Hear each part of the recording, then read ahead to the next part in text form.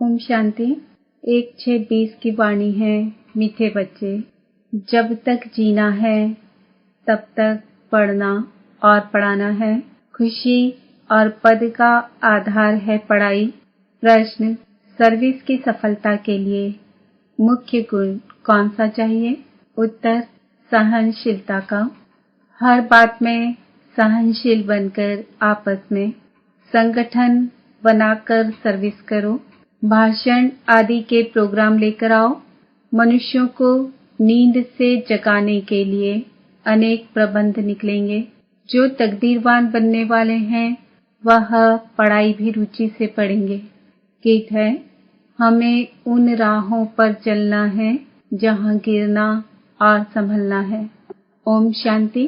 क्या विचार करके यहाँ मधुबन में तुम बच्चे आते हो? क्या पढ़ाई पढ़ने आते हो? किसके पास? यह है नई बात। कब ऐसा भी सुना कि बाप दादा के पास पढ़ने जाते हैं, सो भी बाप दादा दोनों इकट्ठे हैं। वंडर है ना? तुम वंडरफुल बाप की संतान हो। तुम बच्चे भी न रचता न रचना के आदि मध्य अंत को जानते थे। अभी उस रचता और रचना को तुमने नंबरवार पुरुषार्थ अनुसार जाना है। जितना जाना है और जितना जिसको समझाते हो उतनी खुशी और भविष्य का पद होगा। मूल बात है, अभी हम रचता और रचना के आदि मध्य अंत को जानते हैं। सिर्फ हम ब्राह्मणियां ही जानते हैं। जब तक जीना है अपने को निश्चय करना है कि हम बीके हैं और शिव बाबा से वर्षा ले रहे हैं सारे विश्व का। पूरी रीति पढ़ते हैं व कम पढ़ते हैं, वह बात अलग है। फिर भी जानते तो है ना हम उनके बच्चे हैं। फिर प्रश्न उठता है पढ़ने अथवा ना पढ़ने का। उस अनुसार ही पद मिलेगा। गोद में आया निश्चय तो होगा हम राजाई के हकदार बने। फिर पढ़ाई में भी रात दिन का फर्क पड़ जाता है। कोई तो अच्छी रीति पढ़ते और पढ़ाते हैं और कुछ सूझता ही नहीं है। बस पढ़ना और पढ़ाना है। यह अंत तक चलना है। स्टूडेंट लाइफ में कोई अंत तक पढ़ाई नहीं चलती। समय होता है। तुमको तो जब तक जीना है पढ़ना और पढ़ाना है। अपने से पूछना है, कितने को बाप रचयिता का परिचय देते हैं? मनुष्य तो मनुष्य ही है। देखने में कोई फर्क नहीं पड़ता। शरीर में फर्क नहीं। यह अंदर में पढ़ाई गूंजती रहती है। जितना जो पढ़ेगा उतनी उनको खुशी भी रहेगी। अंदर में यह रहता है कि हम नए विश्व का मालिक बनूंगा। अभी हम स्वर्ग द्वार जाते हैं। अपनी दिल से सदैव पूछते रहो, हमारे में कितना फर्क है? बाप ने हमको अपना बनाया है। हम क्या से क्या बनते हैं। पढ़ाई पर ही मदार है। पढ़ाई से मनुष्य कितना ऊंच बनते हैं। वह तो सब अल्पकाल क्षण भंगुर के मर्तबे हैं। उनमें कुछ भी रखा नहीं है। जैसे कि कोई काम के नहीं, लक्षण कुछ भी नहीं थे। अब इस पढ़ाई से कितना ऊंच बनते हैं। सारा टेंशन पढ़ाई पर देना है। जिसकी तकदीर में है उनके दिल पढ़ाई में लगती है। औरों को भी पढ़ाई के लिए भिन्न भिन्न रीति पुरुषार्थ कराते रहते हैं। दिल होती है उनको पढ़ाकर वैकुंठ का मालिक बनाए। मनुष्यों को नींद से जगाने के लिए कितना माथा मारते रहते हैं और मारते रहेंगे। यह प्रदर्शनी आदि तो कुछ नहीं। आगे चलकर और प्रबंध निकलेंगे समझाने के लिए। अभी बाप पावन बना रहे हैं तो बाप की शिक्षा पर अटेंशन देना चाहिए। हर बात में सहनशील भी होना चाहिए।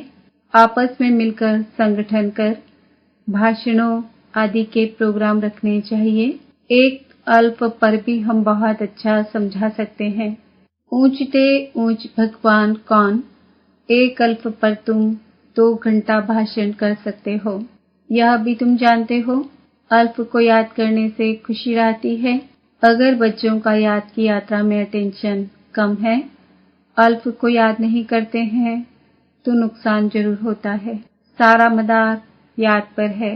याद करने से एकदम हेवन में चले जाते हैं, याद भूलने से ही गिर पड़ते हैं। इन बातों को और कोई समझ ना सके। शिव बाबा को तो जानते ही नहीं। फल कितना भी कोई भक्ति से पूजा करते हो, याद करते हो, फिर भी समझते नहीं। तुमको बाप से बहुत बड़ी जागीर मिलती है। भक्ति मार्ग में कृष्ण का दीदार करने के लिए कितना माथा मारते हैं। अच्छा, दर्शन हुआ, फिर क्या फायदा? तो कुछ भी हुआ नहीं। दुनिया देखो किन बातों पर चल रही है। तुम जैसे कि गन्ने का रस शुगर पीते हो, बाकी सब मनुष्य छिलका चूसते हैं। तुम अभी शुगर पीकर पूरा पेट भर आधा कल्प सुख पाते हो, बाकी सब भक्ति मार्ग के छिलके चूसते नीचे उतरते आते हैं। अब बाप कितना प्यार से पुरुषार्थ कराते हैं, परंतु तकदीर में नहीं है तो अटेंशन नहीं देते। न खुद अटेंशन देते हैं, न औरों को देने देते हैं। न खुद अमृत पीते हैं, न पीने देते हैं। बहुतों की ऐसी एक्टिविटी चलती है, अगर पूरी रीति पढ़ते नहीं, रहम दिल नहीं बनते, किसका कल्याण नहीं करते, तो वह क्या पद पाएंगे? पढ़ने और पढ़ाने वाले कितना ऊंच पद पाते हैं, पढ़ते नहीं हैं तो क्या पद होगा? वह भी आगे चल रिजल्ट का पता पड़ जाएगा, फिर समझेंगे बरोबर बाबा हमको कितना वार्निंग देते थे। यहाँ बैठे हो, बुद्धि में रहना चाहिए। हम बेहद के बाप के पास बैठे हैं, वह हमको ऊपर से आकर इस शरीर द्वारा पढ़ाते हैं, कल्प पहले मुआफिक। अब हम फिर से बाप के सामने बैठे हैं, उनके साथ ही हमको चलना है, छोड़कर नहीं जाना है। बाप हमको साथ ले जाएंगे। यह पुरानी दुनिया विनाश हो जाएगी, यह बातें और कोई नहीं जानते। आगे चलकर जानेंगे, बरोबर पुरानी दुनिया खत्म होनी है, मिल तो कुछ भी नहीं सकेगा। यह बातें और कोई नहीं जानते। टू लेट हो जाएंगे, हिसाब किताब चुकतू कर सबको वापस जाना है। यह भी जो सेंसिबल बच्चे हैं वही जानते हैं। बच्चे वह जो सर्विस पर उपस्थित हैं, माँ बाप को फॉलो करते हैं। जैसे बाप रूहानी सेवा करते हैं, वैसे तुमको करनी है। कई बच्चे हैं जिनको यह धुन लगी रहती है, जिनकी बाबा महिमा करते हैं, उन जैसा बनना है। टीचर मिलती तो सबको है, यहाँ भी सब आते हैं। यहाँ तो बड़ा टीचर बैठा है, बाप को याद ही नहीं करते तो सुधरेंगे कैसे? नॉलेज तो बहुत सहज है, 84 जन्मों का चक्र है, कितना सहज, परंतु कितना माथा मारना पड़ता है। बाप कितनी सहज बात समझाते हैं। यह मैसेज सबको देना है। अपनी दिल से पूछो, कहाँ तक मैसेंजर बना हूँ? जितना बहुतों को जगाएंगे उतना इनाम मिलेगा।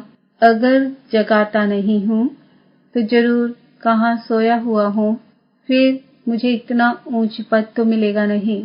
बाबा रोज रोज कहते हैं, शाम को अपना सारे दिन का होता मिल निकालो, सर्विस पर भी रहना है। मूल बात है बाप का परिचय देना। बाप ने ही भारत को स्वर्ग बनाया था, अभी नर्क है, फिर स्वर्ग होगा। चक्र तो फिरना है, तमो प्रधान से सतो प्रधान बनना है। बाप को याद करो तो विकार निकल जाएंगे। सतयुग में बहुत थोड़े होते हैं, फिर रावण राज्य में कितनी वृद्धि होती है। सतयुग में 9 लाख, फिर धीरे धीरे वृद्धि को पाएंगे। जो पहले पावन थे वही फिर पतित बनते हैं। सतयुग में देवताओं का पवित्र प्रवृत्ति मार्ग था, वही फिर अपवित्र प्रवृत्ति वाले बन पड़े हैं। ड्रामा अनुसार यह चक्र फिरना ही है।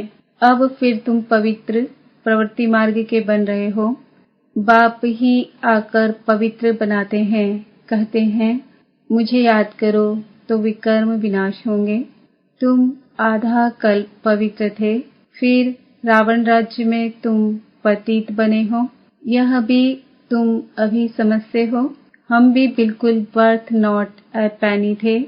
अभी कितनी नॉलेज मिली है जिससे हम क्या से क्या बनते हैं। बाकी जो भी इतने धर्म हैं यह खत्म हो जाने हैं। सब मरेंगे ऐसे जैसे जानवर मरते हैं। जैसे बर्फ पड़ती है तो कितने जानवर, पक्षी आदि मर जाते हैं। नेचुरल कैलेमिटीज भी आएंगी। यह सब खत्म हो जाएगा। यह सब मरे पड़े हैं। इन आंखों से जो तुम देखते हो वह फिर नहीं होगा। नई दुनिया में बिल्कुल ही थोड़े रहेंगे। यह ज्ञान तुम्हारी बुद्धि में है। ज्ञान का सागर बाप ही तुमको ज्ञान का वर्षा दे रहे हैं। तुम जानते हो सारी दुनिया में किचड़ा ही किचड़ा है। हम भी किचड़े में मैले पड़े थे। बाबा किचड़े से निकाल अब कितना गुलगुल बना रहे हैं। हम यह शरीर छोड़ेंगे, आत्मा पवित्र हो जाएगी। बाप सबको एक रस पढ़ाई पढ़ाते हैं, परंतु कईयों की बुद्धि बिल्कुल जड़ है, कुछ भी समझ नहीं सकते। यह भी ड्रामा में नूंद है। बाप कहते हैं इनकी तकदीर में नहीं है तो हम भी क्या कर सकते हैं। हम तो सबको एक रस पढ़ाते हैं, पढ़ते नंबरवार हैं। कोई अच्छी रीति समझकर और समझाते हैं। औरों का भी जीवन हीरे जैसा बनाते हैं। कोई तो बनाते ही नहीं, उल्टा अहंकार कितना है। जैसे साइंस वालों को माइंड का कितना घमंड है। दूर दूर आसमान को, समुद्र को देखने चाहते हैं। बाप कहते हैं इससे कोई फायदा ही नहीं। मुफ्त साइंस घमंडी अपना माथा खराब कर रहे हैं। बड़ी बड़ी पगार उन्हों को मिलती है, सब वेस्ट करते रहते हैं। ऐसे नहीं कि सोनी द्वारिका कोई नीचे से निकल आएगी। यह तो ड्रामा का चक्र है जो फिरता रहता है। फिर हम समय पर अपने महल जाकर बनाएंगे। नई दुनिया में कोई आश्चर्य खाते हैं, क्या ऐसे ही मकान फिर बनेंगे? जरूर पाप दिखाते हैं। तुम फिर ऐसे सोने के महल बनाएंगे। वहाँ तो सोना बहुत रहता है। अभी तक भी कोई कोई तरफ सोने की पहाड़ियाँ बहुत है, परंतु सोना निकाल नहीं सकते हैं। नई दुनिया में तो सोने की हताह खानियाँ थी, वह खत्म हो गई। अभी हीरे का दाम भी देखो कितना है। आज इतना दाम, कल पत्थरों मिसल हो जाएगा। बाप तुम बच्चों को बड़ी वंडरफुल बातें सुनाते हैं और साक्षात्कार भी कराते हैं। तुम बच्चों को अब बुद्धि में यही रहना है। हम आत्माओं को अपना घर छोड़े 5000 वर्ष हुए हैं, जिसको मुक्ति धाम कहते हैं। भक्ति मार्ग में मुक्ति के लिए कितना माथा मारते हैं, परंतु अभी तुम समझते हो सिवाय बाप के कोई मुक्ति दे नहीं सकते, साथ ले नहीं जा सकते। अभी तुम बच्चों की बुद्धि में नई दुनिया है। जानते हो यह चक्र फिरना है। तुमको और कोई बातों में जाना नहीं है, सिर्फ बाप को याद करना है। सबको यही कहते रहो, बाप को याद करो तो विकर्म विनाश होंगे। बाप ने तुमको स्वर्ग का मालिक बनाया था ना। तुम मेरी शिव जयंती भी मनाते हो। कितना वर्ष हुआ? 5000 वर्ष की बात है। तुम स्वर्गवासी बने थे, फिर 84 का चक्र लगाया है। यह भी ड्रामा बना हुआ है। तुमको यह सृष्टि चक्र आकर समझाता हूँ। अभी तुम बच्चों को स्मृति आई है बहुत अच्छी तरह से। हम सबसे ऊंच पाठधारी हैं।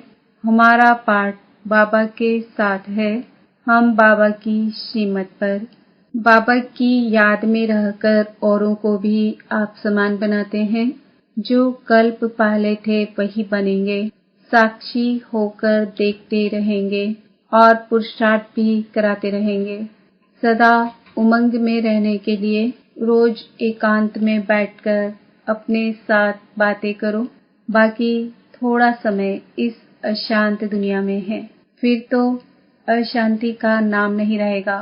कोई मुख से कह ना सके कि मन की शांति कैसे मिले। शांति के लिए तो जाते हैं, परंतु शांति का सागर तो एक बाप ही है, दूसरे कोई पास यह वस्तु है नहीं।